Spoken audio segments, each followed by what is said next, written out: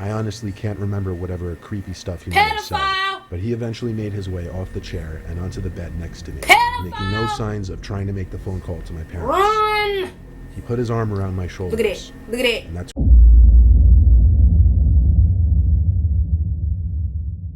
Hey, what is up, Dazzy Dazz Crew? How is everybody doing? I am back. Alright, you guys. So, today's video, as you see in the title, it's going to be 3 disturbing true block party stories. Alright? Now, this video is 13 minutes long, so my editor...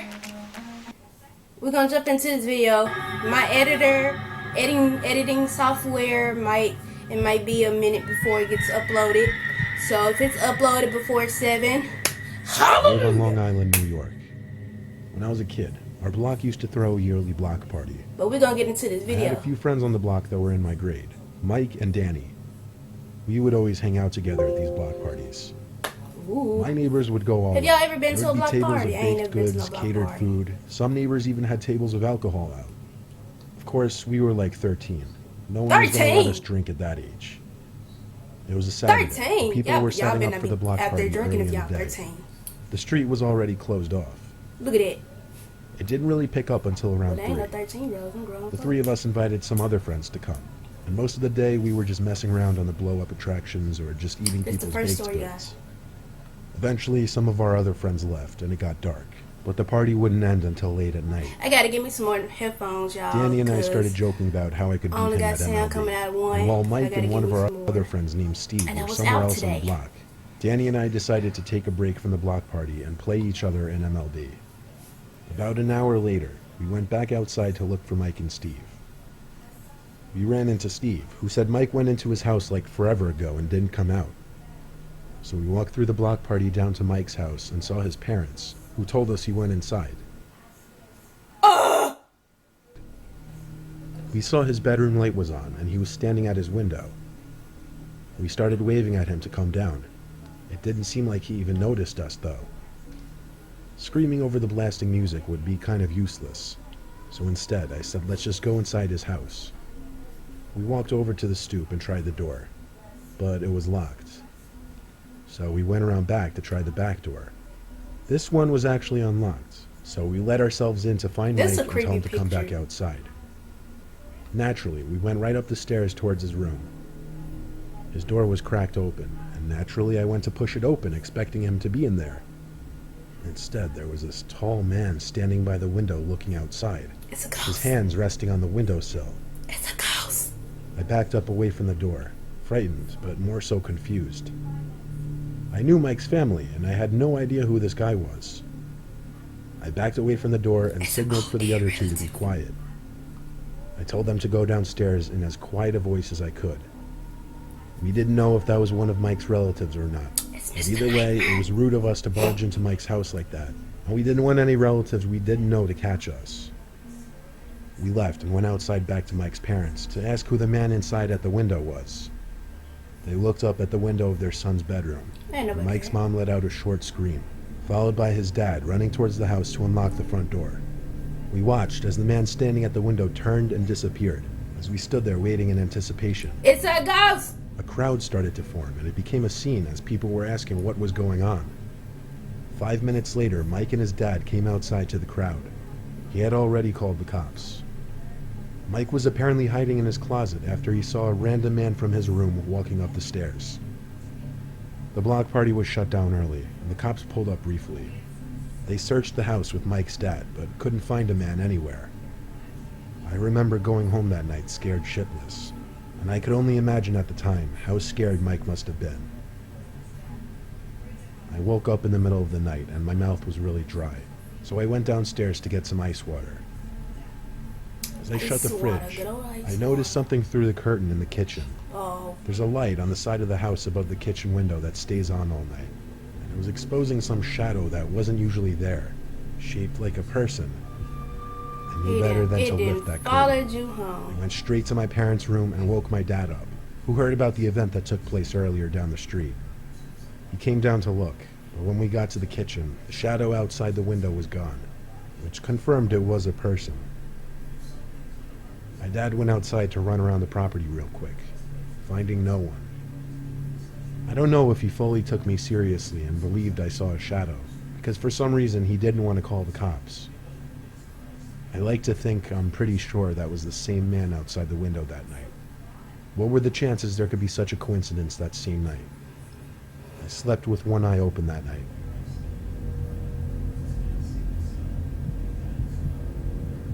Okay. Alright.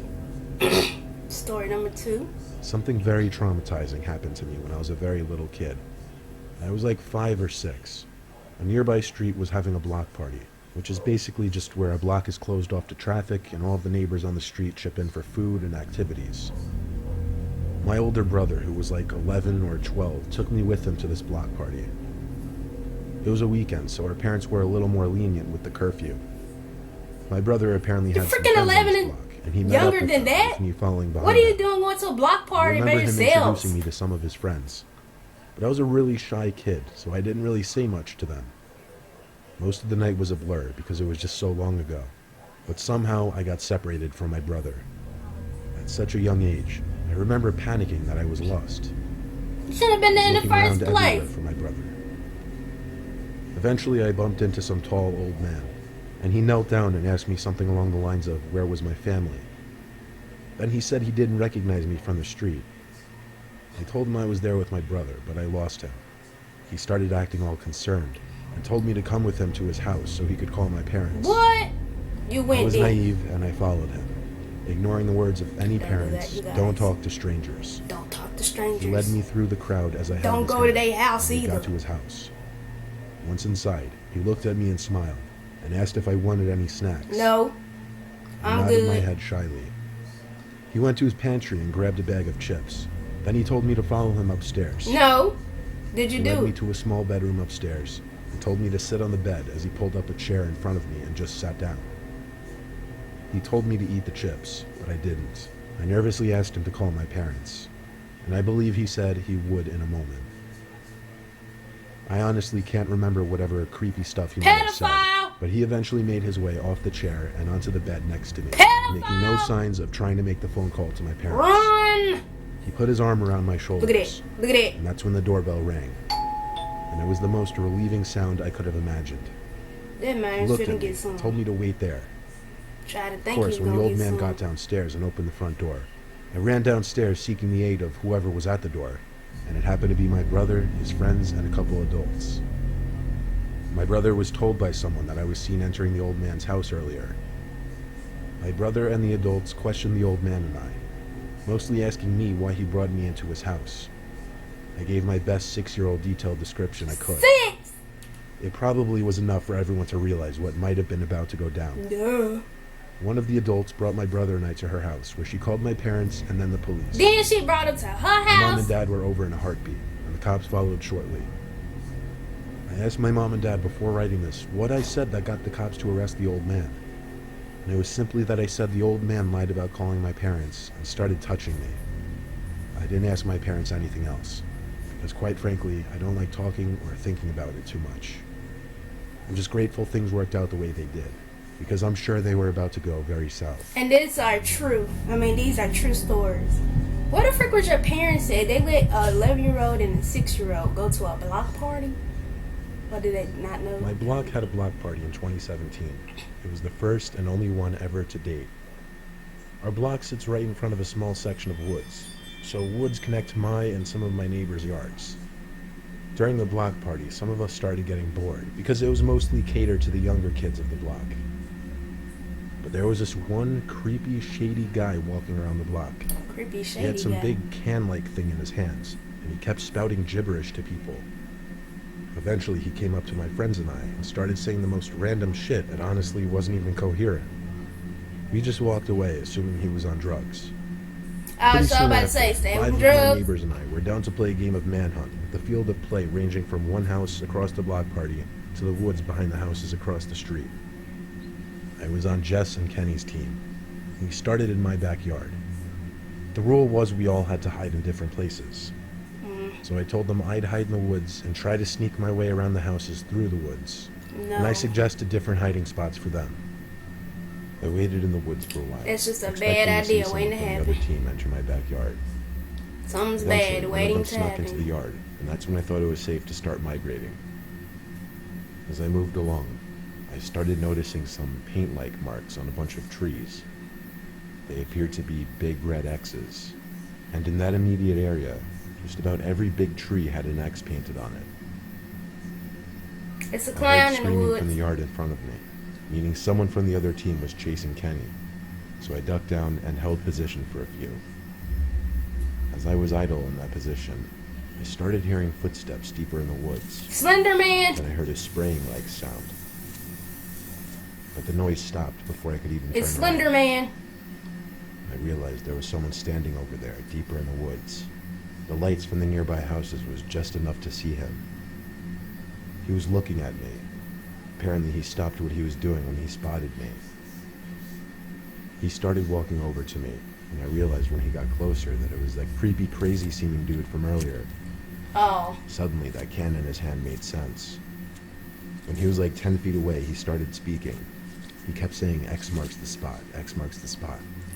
I told him to fuck Wait a off minute, as wait a I minute, turned wait a and ran minute. back to my backyard. No one was back there anymore, so I ran to find my friends in the block party and told them the game was off and explained what I just witnessed.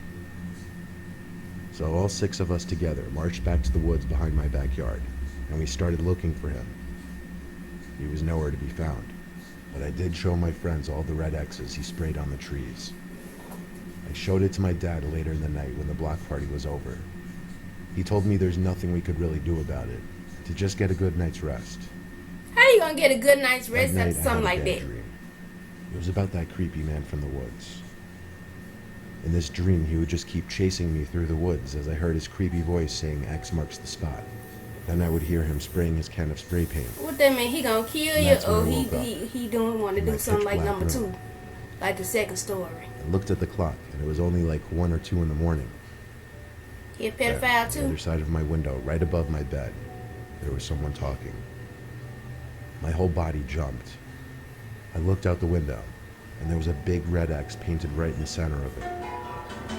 And behind that was the crazy man with the can. Though muffled, I heard him saying X marks the spot over and over, and he stood there looking down at me in my bed. Then he started hitting my window with his elbow, clearly trying to break it. I ran to get my dad, who's a huge burly dude. He looked out my window and saw the nut job still hitting the glass, which had yet to crack surprisingly. My dad started yelling taunts at the man, like he better be ready for an ass beating. Then my dad ran out of the room for the front door. I think it worked in scaring that whack job off, because he stopped what he was doing and ran away. When my dad got to my window, I pointed him in the right direction, and he ran off down the block. He was gone for a while. He didn't come back for like 10 minutes. He couldn't find the guy, but judging by the size of that crazy man, I know my dad could have pummeled him to the ground, and I wish I saw it happen. The story doesn't end there, however. The reason I decided to tell this story now in 2019 is because just a few days ago, there was a big red X drawn on our front door, as well as a bunch of trees in the woods in our backyard. 2 nights ago, I even heard footsteps passing my bedroom window at some odd hour in the night. We don't have cameras, but my dad is thinking about installing some now. If anything else happens, I will update. What the freak? Okay, y'all. So that was 3 disturbing true block party stories. First of all, who goes to a block party at 13?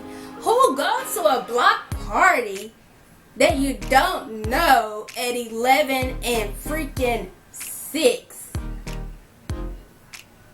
That's just bad written all over it. Bad things are going to happen. By yourselves, parents don't know where y'all at. Okay. Out of all 3 situations, I think I'd be better off taking number 1. It was disturbing, but he could have gotten screwed over by a pedophile. And if these are really true, dude, my dude, you really could have saved yourself. You really could have saved yourself. But, you know, by not going to these things in the first place. But out of all of these, number 1 and number 3 really doesn't seem as bad as number 2. I would hate to be in number 2, because what if somebody didn't knock on the door? He went inside of his house. How old is Mr. Nightmare? When did this happen? How old is he? Because I'm pretty sure if he's not that old. Don't your parents tell you that you shouldn't go talk to strangers first? Don't leave the scene. Don't go to someone's house. Don't eat their food. Sit on their bed. Like, you already in there. You're trapped. You're trapped. You need to be a registered pedophile if he's really doing it. I wonder if it is true, they probably had to make that man register as a pedophile. As a kid pedophile. What were you gonna do? Like, this really, like, I really want to know what he's going to do. What were you gonna do with a 6-year-old? His little thing ain't even developed yet, really. What are you gonna do with a 6-year-old? Dude, if you guys like this video, give it a big thumbs up, comment, share, and subscribe. This has been another mission completion, and I'll see you guys in the next video.